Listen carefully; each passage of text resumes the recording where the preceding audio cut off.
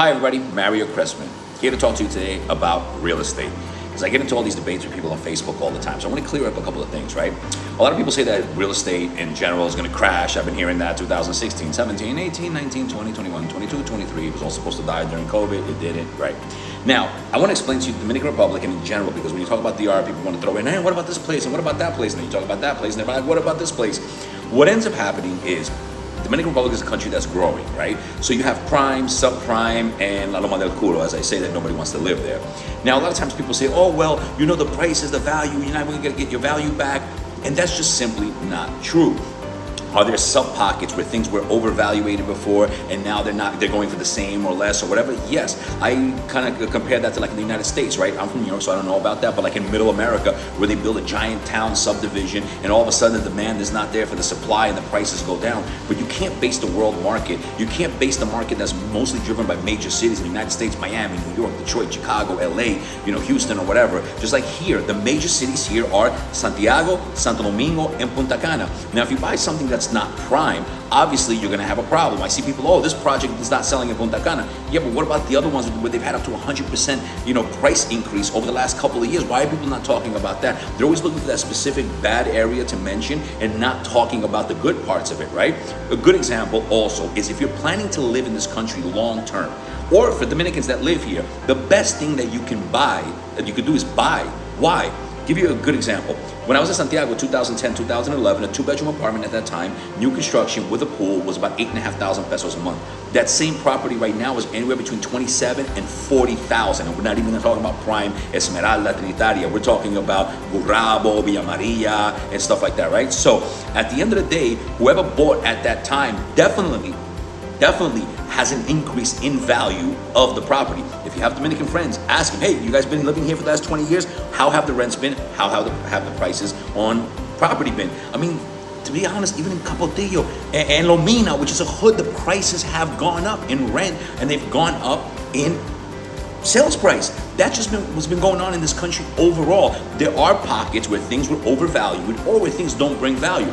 A good example of that is, even though you might not have the budget to buy a property that's going to go up in value a lot, buying is your hedge against inflation and guaranteeing you a long-term good life here or anywhere. I'll explain. They tell you, oh, just don't buy, rent. Renting is for people who have a lot of money. They invested in other things that give them great returns, real estate and other things, and they rent where they live and they write it off on their taxes. If you're not that person, that's not for you. A very good example is that in Santo Domingo Norte, above Villa Mella, right there by Chale, when you go up, right, on Maximo Gomez, they build all these residentials. Middle class and up people live in gated residentials. I know it's a big shocker to most of you people, but that's how it works. They have these big giant residentials, they have a children's play area, gated complex, and they're building because there's a lot of land over there by the airport up there, right? So there's a lot of land over there. So you might not see a value in the property for right now, maybe down the road or not. You bought it for 5 million pesos, it might not go up in value.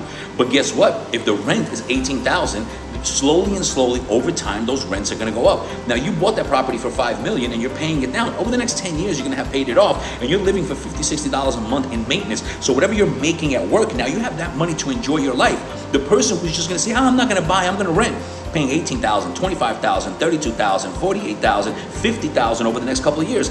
I lived in El Portal, below Bella Vista on the other side by Independencia in 2017. At that time in Bella Vista, a nice luxury 1-bedroom was $850. Right now, that apartment is $1,150 to $1,400. I lived in Punta Cana Village in a gorgeous, nicest apartment in my life, $850 in 2018. Right now, the going rents are $1,100 to $1,400 for a nice luxury 1-bedroom. And that's going to just keep going up, and it happens all over the world. People focus on those small pockets of time where the market was down and things weren't moving or whatever. Real estate is a long hold. At least you're able to afford it and you're not paying rent. And then when the price does go up, then you sell. In certain areas, it might just go up a little bit versus other areas that are going to double or triple in price over the next 10, 15 years.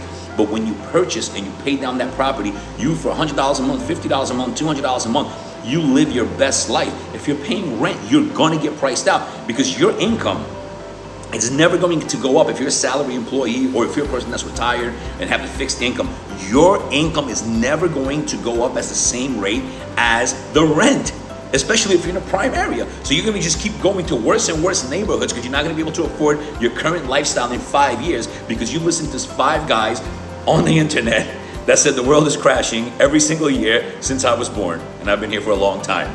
Think about it.